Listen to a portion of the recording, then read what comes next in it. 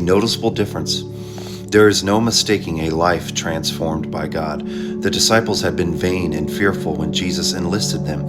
James and John sought to outmaneuver their fellow disciples in order to gain the places of greatest honor next to Jesus. Over and over, the disciples' actions showed that they did not truly understand who Jesus was.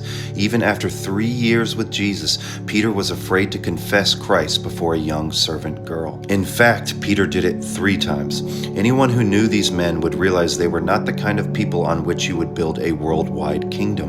Yet something happened to them as they were with Jesus. The Holy Spirit transformed them, giving them new boldness and wisdom. Now they could perform miracles and preach fearlessly and persuasively to multitudes. Even their enemies noticed in their changed lives the same power they had witnessed in Jesus. Listen to this. Sometimes we desperately want others to believe that we have changed, that we are more godly, more devoted, more spirit-controlled. It is not necessary, however, for those who have been truly transformed by Christ don't need to convince others of the difference. The change will be obvious. Do not become introspective, always focusing on yourself and the small changes that you see happening over time.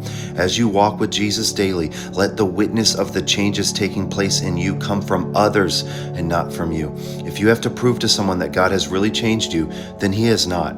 Those around you will surely notice when your life has been transformed by your relationship with Jesus.